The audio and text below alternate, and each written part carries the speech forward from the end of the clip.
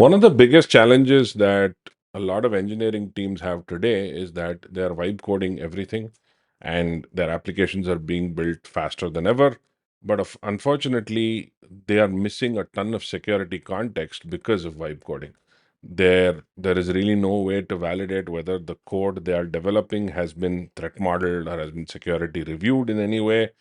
And while, yes, you can subject it to static analysis and so on and so forth, it still doesn't change the fact that it's better to build the feature right out of the bat with security included as part of that feature. That's what we're here to solve today with our new product, Security Review Kit. Security Review Kit is basically an IDE add on that you can install very quickly, and it works across all of the different AI IDEs. You can just use this, and from that point on, every new feature, every enhancement that your developers develop will have some kind of security validation in place. What I mean by security validation is that there is a quick threat model done against the feature that they're building, and based on that threat model, a plan or an agent set of actions that the agent uses will have security included as part of the build, which is basically what we want. We want security baked in.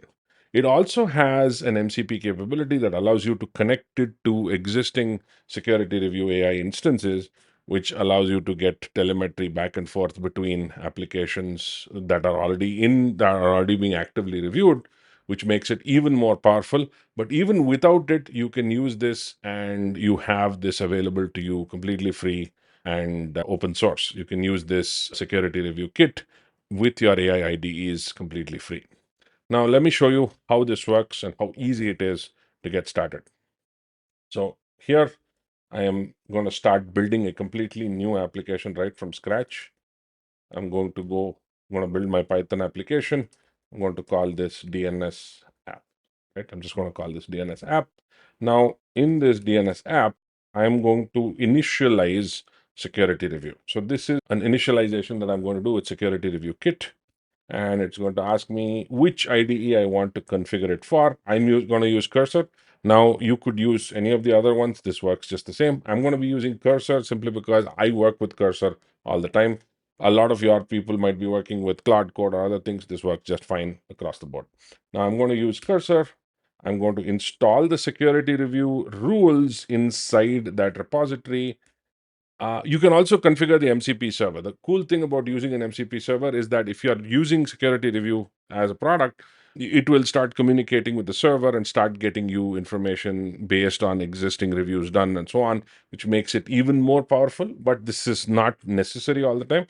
In this case, I'm not going to use the MCP configuration because I don't want, I just want to review the application on its own within the IDE and nowhere else. If you have the MCP, it starts pushing the results of the reviews back to the server, and you get additional telemetry and more context that makes things a lot more secure, a lot more powerful. In this case, I'm done. Now let's actually go ahead and start building this. And I'm going to select a pretty basic cursor model. I'm not going to use the best that is there. Just going to use Composer 1.5, which is Cursor's default model. And I'm going to start building my app. I'm going to say, I want build a Python web application that takes user input of a domain. Once user submits input, make fetch DNS entries from that domain. Now, I'm going to show you this in two ways. I'm going to show you this in agent mode and planning mode. Both are really powerful because in agent mode, it builds the application with security built in.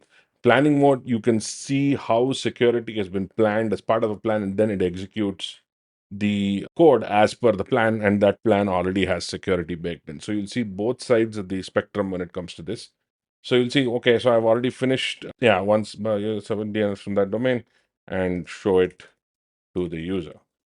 Use Fast API, which is a web framework. Jinja 2 templates. This is a front end templating system, and Tailwind CSS, which is a very standard set of components, and SQLite for the database. So I'm just going to say Yeah, that's it. I'm not giving it any security context. I'm not adding any additional instructions. Go. Right now, what it's going to do is that it is going to start basically incorporating the security requirements based on a methodology called PWN ISMS, or what we call PWN ISMS. Now, PWN ISMS is a very powerful methodology that is optimized for AI agents. What it does is that it, just like you would have Stride for humans, PWN ISMS is ideally meant for agents. And how it works is that you generate threat scenarios at the product level, the net workload level, the network level, the IAM level, the supply chain level, monitoring, and secrets. All of these across the board, across the stack, things are analyzed, and then there is threat scenarios created, and then countermeasures created based on that threat scenario. Now, one of the things you will see, you've not seen this right now simply because it's already included. We're in agent mode, so it's already started to build stuff. But if you see what's happening, you will already see that it has started adding some security capabilities even without us asking for it. First of all, it's added rate limits without us asking for it. It's added rate limits already. You can see that it's added rate limiting, it's added rate limit validation. Then one of the things it's doing is it's added a ton of input validation. You'll see that it has done a bunch of input validation, domain pattern validation. It is also automatically using parameterized queries, which is preventing against SQL injection. Again, none of this has been instructed by us. It's only because it has accessed the security review rules, done a quick threat model using the PON ISMS methodology, then come up with countermeasures and used those countermeasures in the application. And that's really it. It's after the races. There's nothing much you need to do here. The application is built with those security requirements being considered comprehensively. You'll see that it's validating the DNS extensively. Again, it doesn't want you to randomly add all types of input, so there is a ton of input validation that is done.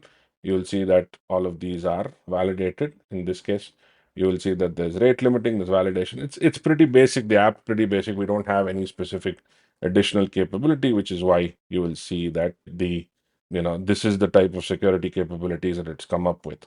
So this is how easy it is for you to actually do this with security considered right off the bat. So you don't even need to do a threat model for this feature. You have a threat model automatically built in because it does it right off the bat as you're building a new feature. And if you start connecting it to security review, it gives you additional context of the app, what are the history of the features, pulls all of that stuff and gives you that detail extensively. Our app is done. We have our app good to go. Right now, let's actually see how this works in planning mode. In planning mode, you actually see how the threat model has been built, and then you'll see how it's been planned with security baked into each part of the spec. So I'm going to add a planning requirement here. I'm going to say I want to add user authentication and roles to this application. I want user to authenticate. Now, this is an actual security feature that we want built using email OTP, use mail trap for the mail service. I want to have two roles, one super admin and one user. Super admin can manage users, right? That's it. Nothing more. Just this. I've added this. Now in planning mode, what it's going to do is it's going to come up with a detailed plan on authentication, in this case authorization, and you will see how this plan basically considers a ton of other security requirements right off the bat. So it's going to search the internet for all of this stuff, then again use a PON ISMS based threat model, quickly do that threat model, come up with the different. So it says manage users, yeah, full CRUD, yeah. So it says what does manage users mean? It says yes, okay. Invite only, yeah. So I'll say okay, invite. Let's say I just do this, right? So I do this, and now what it's going to do is it's going to come up with a plan, and as part of the plan, there is automatically a ton of security capabilities or requirements included simply because we are doing that threat model as part of the plan, right? So it says database schema, it adds this information, and then it adds the additional stuff here. You'll see that it's added the security requirement, and we are ready to build, right? So you'll see that it has added this automatically, and you'll see that it's already automatically given me a quick threat model right here. Input validation, email format validation, OTP 6 digits only, rate limiting OTP requests 3 to 15 minutes, OTP expiry 10 minutes, all environment variables, session HTTP only, same side lag, secure production, authorization. Every admin row checks role is equal to super. So it actually does a quick and dirty threat model and includes the security requirements from this threat model in this build plan. So now if I just click build, it's going to go ahead and build that out. It's as easy as this to get your security design reviews done as part of the vibe coding process. You can just get this inside your IDE. And if you connect it to SecurityReview.ai, you also start getting additional telemetry. You can start getting previous features, how those have been implemented, templates of that, all of that stuff. You will see how powerful it is in terms of being able to leverage threat modeling in the vibe coding process, which is facilitated by our methodology, which is the PON ISMS methodology. That brings us to the end of the video. I hope you had a useful time watching this video. If you do like the sort of content we're creating, please consider following our channel, liking and subscribing to it. And let us know if we can help you with anything related to security design reviews or threat modeling with SecurityReview.ai. Thank you so much.